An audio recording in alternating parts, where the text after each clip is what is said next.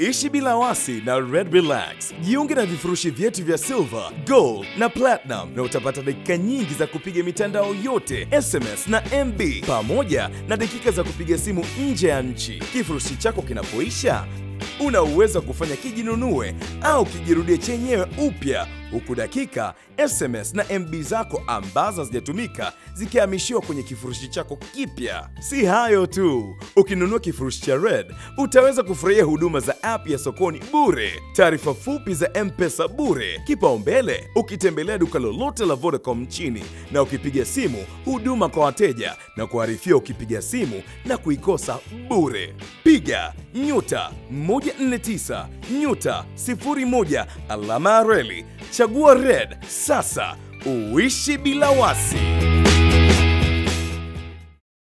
Na mazungumzo yetu kidogo tunataka kuzungumzia mashirika ya umma, mashirika ya umma yaliyobinafsishwa, na hasa zaidi viwanda vilivyobinafsishwa ambavyo havifanyi kazi. Labda kabla sijazungumza zaidi niwaeleze lengo kwa nini tunavifuatilia zaidi viwanda vilivyobinafsishwa ambavyo havifanyi kazi. Ukipitia maandiko ilani ya Chama cha Mapinduzi mwaka 15 mpaka 20, ukapitia mpango wa pili wa miaka 5 na ukasikiliza kwa makini hotuba za Mheshimiwa Rais, tunayo lengo na dhamira ya kuhakikisha viwanda ambavyo havifanyi kazi vinafanya kazi moja, ili tutengeneze ajira. Kitu cha kwanza muhimu ni kutengeneza ajira. Kwani tunahangaika navyo 60% kutengeneza ajira. Zile 40% ni kuzalisha bidhaa, na katika hiyo 40% kuweza kutanua wigo, kuongeza wigo wa walipa kodi. Kwa hiyo ndio maana tunahangaika na viwanda hivi. Na bahati nzuri Naibu Waziri wa Kazi yuko hapa, anaweza kutueleza kwa uhakika zaidi ya 65% ya vijana wa Tanzania wana umri usiozidi miaka 30-35 na wengi hawana kazi. Kwa hiyo kwa mtu ambaye anafikiria watoto wake au watoto wa wenzake, swala la viwanda visivyofanya kazi lazima alitilie maanani. Sasa kwa utaratibu wetu ni kwamba hawa wenye viwanda, ukisoma historia ya ubinafsishaji Tanzania, walipewa viwanda hivi. Natumia neno walipewa kwa sababu pesa walizolipa zilikuwa na masharti. Kipata kujua viwanda, kuna viwanda vilipwa pesa ambazo mtu wa kawaida, watu kama vingeuzwa leo wa Tanzania wote wangenunua. Na kuna msemo mmoja napenda kutumia kwamba bei ilikuwa sawasawa na pesa unazolipa kujumulisha na masharti uliopewa. Kwa hiyo kama ukitoa masharti ukutimiza masharti, hiyo sio bei. Kwa hiyo mpango wa serikali na msimamo wa serikali ambao unapashwa uende haraka sana kuachana na ile spidi ya zamani ni kwamba tunataka aliyepewa kiwanda, kama kiwanda hicho ameshindwa, ampe mwenzake. Ni mfano wa kienyeji tu kawaida, kama una nguo imekubana, basi hiyo nguo mpe mdogo wako, au kama kaka yako ana mwili mdogo kuliko wewe au dada yako, mpe dada yako avae au kaka yako. Kama una kaka au dada, mpe jirani. Sasa utakuwa mtu wa ajabu kama una jirani. Sasa huo muda ndo hadithi zilikuwa zinatoka kipindi cha nyuma, hadithi zimekwisha. Sasa serikali kupitia msajili wa hazina na kamati hii itawasaidia au wenye viwanda kuwaonyesha kaka mwingine na dada mwingine. Serikali haitaifishi viwanda. There is no nationalization in Tanzania. Hatutaifishi viwanda. Ila kama ulipewa nguo na babu, mpe kaka yako na yeye, na wewe ulipewa. Sasa ili kutimiza lengo hilo, iko kamati maalum mbali na utamaduni wa kawaida wa Treasury Registrar kushughulikia viwanda hivi. Iko kamati maalum. Anayesukuma hili gurudumu ni waziri wa viwanda, lakini wako wataalamu wanaosimamia. Treasury Registrar yuko kwenye mzunguko huo, msajili wa hazina anaitwa Treasury Registrar. Mtu mwingine ni ofisi ya mkuu wa mkoa, RC. Mtu mwingine ni wizara za kisekta. Viwanda vyote hivi vina sekta zake. Kuna sekta ya uvuvi, kuna vingine vya nyama, kuna vingine vya kilimo, kuna vingine, yani sekta mbalimbali, kuna vingine vya madini. Sasa wizara za sekta zinawakilishwa kwenye kamati hii, lakini wizara hii kwa sababu ni viwanda na mimi nakuwemo, lakini anakuwemo na mwanasheria mkuu wa serikali, na vyote hivi hii kamati inavyokimbia mwenyekiti wake ni treasurer registrar. Kwa hiyo kama nikiona kwamba huyu kiwanda hiki apewe nani, apewe Kaundime au apewe Adija, anayeamua nani apewe ni treasurer registrar. Hivi viwanda vina mikataba, vina mambo yake, kuna asset ndani yake. Sasa ile handover, ule umilikishaji ili uende vizuri, treasurer registrar ndiye anayehusika. Mimi nikikiona kiwanda na nimeshaviona vingi, ninachofanya naambia treasurer registrar, kamata pale, muite fulani, watafute vijana wapewe. Na ndio maana waziri wa kazi yuko hapa, waziri wa TAMISEMI yuko hapa, watu wa kilimo wako hapa, kusudi kuhakikisha tunakuwa na smooth translation. Sasa ndiyo kamati hiyo, lakini tunavitaka viwanda vyote vilivyosimama vifanye kazi, lakini kuna viwanda vinavyotuuma sana, tungetaka vianze jana. Niwaeleze na hilo mlijue. Viwanda vya korosho tunataka vianze, kwa sababu mmeona kuna tija kubwa tukiongeza thamani kwenye korosho, lakini ukishughulikia korosho unapata faida kubwa. Sina muda ningewasimulia hadithi yangu ya Vietnam. Lakini kuna viwanda vya pamba, tunao mkakati unaitwa pamba mpaka mavazi, cotton to clothing. Pamba ni sekta ambayo inaajiri watu wengi, tunataka na hivyo vifanye kazi haraka sana. Vyote tutavishughulikia, hivi vina kipaumbele. Lakini sisi tuna wanyama wengi, ng'ombe, ambao wanashinda maporini, wanaleta adha, ni kwa sababu hatuna viwanda. Viwanda vya nyama vilivyo binafsishwa, hata vya serikali, lazima vifanye kazi. Kuna hivyo ndivyo viwanda vya kipaumbele. Kuna kingine nimesahau hapo? Hivyo ndivyo tunavishughulikia. Kama kuna moja nimekisahau, nitaweza kueleza baadaye. Sasa niwape taarifa kidogo. Wakati wa kubinafsisha yalikuwemo mashirika 341 kwenye mchakato. Katika mashirika hayo, ili tuende vizuri sisi, kutoka 341, 197 kushuka, tumeamua tuelekeze nguvu zetu sasa kwenye viwanda tu. Tumalize hili la viwanda. La mashamba, la masekta mengine litakuja baadaye, la mahoteli litakuja baadaye. Hapa tuna focus kwenye viwanda tu. Kwa hiyo takwimu zetu, sahau 341, sahau 200, sahau 197, tu focus kwenye viwanda. Viwanda category inakuwa ni 156. 156. Sasa katika viwanda 156, viwanda vinavyofanya kazi vizuri ni 62. Viwanda vinavyofanya kazi kwa kusuasua ni 28. Viwanda vilivyofungwa, na hii ndo target, viko 58. Viwanda vilivyobinafsishwa kwa kuuza mali moja moja, wanaita stripping, ni 10. Sasa hali ilivyo kwenye viwanda vilivyofungwa, kati ya viwanda 56 vilivyofungwa, ufufuaji wa viwanda 11 umeanza. Yani katika vile 50 na 56 kuna viwanda vimeanza kazi. Kwa nazungumza na mtu mmoja anasema kuna kiwanda kimeleta spare kwa ndege, mimi sijui. Mimi ninachotaka ni kiwanda kufanya kazi. Kwa hiyo viwanda ambavyo vimeanza, wamiliki wake wamevishughulikia, kwa sababu hili agizo alijaanza leo. Treasurer registrar lazima tukubali amekuwa akifanya kazi, lakini agizo la Mheshimiwa Rais la 22 mwezi wa 6 limewaamsha watu, lakini jitihada za serikali za kulinda viwanda limewafanya na wenye viwanda na wao waseme sawa, kuna soko. Kiwanda cha Dowiko tumekitembelea, kinakwenda kwenye mwelekeo mzuri. Moproko ya Morogoro nilikuwepo mimi mwenyewe jana, nimeziona hata na nafaka, nimeiona hata mitambo mingine wameiwasha, na nimewapa walikuwa wameomba wiki moja, nikagundua mambo ya OSHA na nini, nikawaomba watu wa OSHA wote waende pale wahakikishe tunaanza, hakuna kuzima. Kwa hiyo nimewaongezea siku 10 kwamba nikija tuwe tumeshaanza kukamua mafuta, na wamepata soko nje ya nchi, na nimewaambia waandike barua upya ya kuomba tuwapatie hadhi ya kuexport ya mafuta nje. Kiwanda kingine ni kiwanda cha nyuzi cha Tabora, kimeanza kufanya kazi na kina stoko kubwa ya nyuzi za kuuza, na tunahangaika sasa. Mwenye kiwanda tuko naye, tunahangaika. Nyuzi wanazotengeneza sasa, wameshatengeneza nyuzi za kutosha, hawana soko. Tunahangaika na watu wa tumbaku, na mheshimiwa waziri, naibu waziri wa kilimo yuko hapa. Watu wa tumbaku wanunue zile uzi, lakini tunawasiliana na watu wa madawa MSD wanunue nyuzi hizi badala ya kutoa nje. Unajua, kulinda viwanda vya Tanzania, dawa mojawapo ni sisi wa Tanzania kutumia hii bidhaa tunayozalisha. Kwa hiyo Tabora inafanya kazi. Manonga Gineri ya Ingembe Sabo na Rajani imetestiwa, inafanya kazi.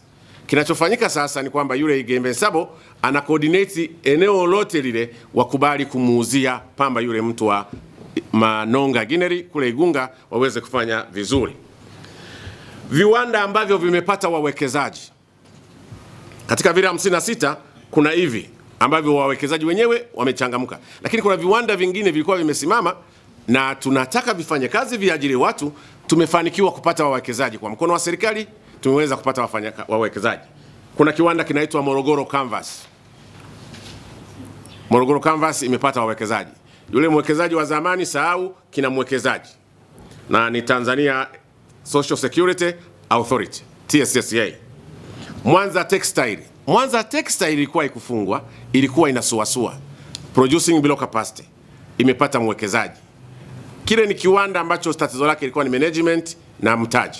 Mtaji umepatikana wa Tanzania Social Security Authority. Kiwanda cha nguo cha Urafiki wa Tanzania na China. Kamati ya biashara iliagiza kwamba share za yule partner mwenzetu zipunguzwe kusudi serikali iingie zaidi. Partner amekubali. Kina mambo mawili, tutaongeza, tunataka kubadilisha huyu operator aje operator mwingine, lakini mifuko ya jamii na yenyewe imekuwa tayari kuweka mtaji. Ukiweka mtaji pale, tumejaribisha, tulikopa pesa, Treasury Registrar alipata pesa, akaziweka pale, nguo zimezalishwa. Na Urafiki ukizalisha pale mlangoni una soko. Kitenge cha Urafiki kanga yake upate mahali pengine. Kaki ya Urafiki uweze kupata mfano mwingine. Kwa hiyo ilikuwa ni uzembe na suluhisho yake ndio hiyo. Mutex ya Musoma imepata mwekezaji. RAPF anawekeza pesa pale, na tuna mpango maalum. Sisi Tanzania tuna fursa ya kuuza nguo na bidhaa nyingine 6500 katika soko la Marekani la AGOA. Lakini Tanzania hatujatumia fursa hiyo. Kwa hiyo tunataka kutumia kiwanda hiki kuzalisha makususi kwa ajili ya kulenga soko la Amerika, hilo la AGOA. Kwa hiyo imepata mwekezaji. Alafu kiwanda cha Mwanza Tanneries. Sasa sijui tusemeje. Kiwanda cha Mwanza Tanneries na chenyewe kimerudi serikalini. Mwekezaji barua nilionayo anasema amekisalimisha, lakini nitumie fursa hii, sijui nimshukuru, sijui nimwambieje, aje amuone Treasury Registrar, amuonyeshe au amuelekeze taratibu za kujisalimisha. Unajua haya mambo yana tamaduni zake. Kwa hiyo Mwanza Tanneries imesharudi, iko serikalini. Nichukue fursa hii kuwashukuru watendaji wetu. Mimi huwa natoa shukrani kwa watendaji kwa sababu nimewahi kuwa mtendaji kwa muda mrefu, najua how difficult it is, na wote waliohusika. Kuna viwanda vimewasilisha mipango ya utekelezaji. Yani mtu anakuonyesha, unakuta anapaka rangi, anasugua, vimewekwa chini ya uangalizi. Na niwaeleze kabla ya kusahau. Tumekutana leo tarehe 10. Nilikuwa nimeahidi tukutane tarehe 15, nikabidi nije leo tarehe 10. Kuna mpango sasa, wakuu wa mikoa wanazunguka na wataalamu wao. Na 88 ilituharibia. Wengine wakaenda kwenye 88, wana majukumu. Lakini na wataalamu wetu wanazunguka. Tunakutana leo, tutawataja ambao tunawashughulikia au tunawaelekeza namna ya kufanya, lakini tutakutana tena tarehe 22 bila kubadilisha. Inyeshe mvua litoke jua, tarehe 22 tunakutana hapa, kama sio mimi atakaa mwingine. Utaratibu ni huu, timu ni kubwa, hawawezi kuugua wote, kusudi twende haraka. Twende haraka, viwanda viweze kuzalisha na kufanya kazi. Sasa kiwanda cha korosho cha Kibaha 2 wanafanya uwekezaji, lakini tumekiweka chini ya uangalizi. Kiwanda cha Newara 1 Cashew Nut Factory wanarekebisha, lakini tumekiweka kwenye uangalizi. Kwa hiyo kiko under observation. Sasa viwanda ambavyo vingine vitachukuliwa hatua yoyote. Kuna viwanda vitachukuliwa hatua wakati wowote. Vitachukuliwa hatua namna gani? Unakwenda kwenye kiwanda, kinawashwa, ukipita kinawashwa. Ukienda mtaani wafanyakazi wanakuambia mbona hatujaajiriwa? Sasa kuna kiwanda kinaitwa Sabuni Industries Limited cha Tanga. Kiko kwenye uangalizi na mwezi unaweza kuandama kabla ya tarehe 22. Kuna kiwanda kinaitwa Tanzania Moshi Pesticide. kabla ya tarehe 22 kinaweza kutokea chochote. Ndio hiyo nakwambia, unakwenda kiwanda, mtu anafagia, ukienda kuhesabu wafanyakazi unakuta wafanyakazi waoni. Kiwanda bila wafanyakazi mimi hakina maana. Kiwanda bila kulipa pesa ya mzee mpango hakina maana. Nataka ajira, nataka bidhaa na nataka kodi. Kiwanda kingine katika mpango huo ni Tanzania Bank Corporation. Na chenyewe lolote linaweza kutokea zuri, lakini yani zuri nasema lolote linaweza kutokea ina maana kitaweza kuzalisha. Ilemera Fish Processing na yenyewe iko kwenye hiyo category. Mzizima Maize Mill. Na maana wakuu wa mikoa huko waliko na wataalamu wetu wanaonisikia, hivyo viwanda ninavyovisema mviangalie, muone kama vinaweza kufika tarehe 22 kabla ya tamko. Sasa viwanda ambavyo wanapewa wawekezaji wengine, naomba nirudie, viwanda ambavyo wawekezaji wengine waje waangalie, waje waulize kwa TIARA kusudi waweze kuviendeleza. Na nitoe tahadhari, asija kajitokeza mtu yeyote ukaenda kwa TIARA ukachukua kiwanda, kwa sababu maelekezo nilionayo ni kwamba akija Ali anasema na kimudu mpe. Ukiona siku 2 Ali hawezi, mpe John. Siku ya 3 haiwezi, mpe Asha. Haiwezekani siku ya 5 mpe Chakubanga, mpaka utakapopata mtu anaye kimudu. Ndio maelekezo niliyopewa. Nimewaambia msome ilani ya chama, mpango wa pili wa miaka 5, na msikilize maelekezo au hotuba za Mheshimiwa Rais. Sasa katika kundi hicho, Mheshimiwa Treasury Registrar, taratibu unazijua wewe. Unajua watu hawaelewi. Mheshimiwa Rais alipokuwa anasema futa, hawaelewi kwa nini anasema futa. Ina maana viwanda vyote vina hati. Na hati zote hutolewa na serikali. Na custodian wa hisa za serikali ni Treasury Registrar. Sasa Treasury Registrar kuna kiwanda kinaitwa Mkata Sawmill, futa. Kiwanda cha Korosho Lindi, futa. Kiwanda cha taifa cha chuma National Steel Corporation kinarudi kwako. Manawa Gineri ambayo Nyanza anamiliki hisa 67 za serikali 33, kamata kishughulikie. Tembo Chipboard kikamate hicho. Na serikali haikichukui kukaa nacho. Sasa Watanzania niwaambie, mchangamke. Wanafunzi mchangamke, wazee mchangamke, mkakiangalie. Mangura Mechanical Tools, Treasury Registrar, cha kwako hicho. Mgodi wa Pugu Kaurin, Treasury Registrar, cha kwako. Dabaga Tea Factory, hiki kilichukuliwa, serikali iliwapa wakulima, lakini wakulima wenzetu wameshindwa kuonyesha uwezo, hawana uwezo. Kwa nia njema nyie wakulima, kama mmeshindwa, tunataka tutafute mtu mwingine mwenye uwezo, aje na mpango, amulizishe Treasury Registrar aweze kupewa. Kiwanda cha Pole Sakada, Treasury Registrar, kinarudi kwako, futa. Kiwanda cha Kilimanjaro Textile Mill kilichoko Arusha, na chenyewe kimerudi. Naomba nirudie tena, kwa orodha hii sio ya mwisho. Kwa orodha hii ni ile taarifa iliyokishafika kwa waliokuwa kazini. Nimesema wataalamu wangu wako kazini, makatibu wa mkuu wako kazini, mawaziri wamesambaa. Tunataka zoezi hili tulimalize tarehe 22. Tarehe 22 kama ikifika mtu hajaonekana, itakuwa ni bahati mbaya. Tungependa viwanda vyote vifanye kazi kama ambavyo nimefika Morogoro jana, vijana wanagombania kazi, ikabidi mimi nisajili watu, nilikuwa narusha shilingi hivi inamgusa, sema ajiri huyu. Sasa kama nimeajiri watu zaidi ya wanaotakiwa, lakini vikifunguka vyote hali itakuwa ni nzuri. Kwa hiyo sofa ndio hiyo hali iliyopo, lakini nipende kuchukua nafasi hii. Kuna viwanda vilivyonafsishwa vinafanya kazi vizuri, vinalipa kodi nyingi. Katika viwanda vinavyolipa kodi vizuri, vilivyonafsishwa, kwa mfano industry ya saruji, viwanda vya saruji karibu vyote vile vilivyokuwa vimetangulia kabla ya hao wageni vilikuwa ni viwanda vya umma. Twiga, Simba, Tembo bado msajili wa hazina una 25% vilinafsishwa. Lakini hata kwenye wale wanaokunywa kinywaji, TBL na yenyewe ilibinafsishwa. Mimi wakati naoa nilijaza fomu na barua ya paroko kuomba kreti za bia. Saizi wanabembeleza kusudi mtu uende kununua. Kwa hiyo nichukue fursa hii kuwapongeza hawa ambao wamefanya vizuri. Na nichukue fursa hii kuomba Watanzania tuvisaidie viwanda vyetu visife. na sababu mojawapo ya kuvisaidia ni kununua bidhaa ya Tanzania. Yanaweza kuwepo mapungufu, yapo mapungufu kwa upande wetu wa serikali. Tutahakikisha kwamba tunaboresha mazingira ya kufanya biashara kusudi viwanda visife. Lakini nichukue fursa hii kuwatia shime wa Tanzania, thubutu, ingia kwenye viwanda. Tuko kwenye uchumi wa viwanda.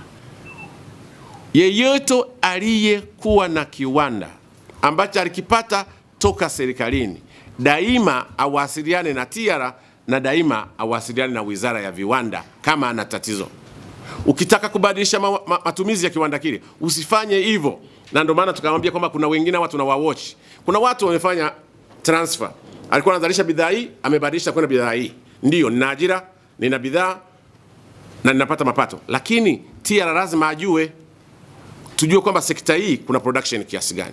Kazi yangu ni kukuhabarisha. Jiunge na ripota wako Millard Ayo na upate habari zote. Install app ya Millard Ayo inayopatikana kwenye Android na iOS kwa jina hilo hilo la Millard Ayo. Utapata notification kila mpya inapoingia, kuanzia za mastaa, siasa, michezo na mengine ya dunia.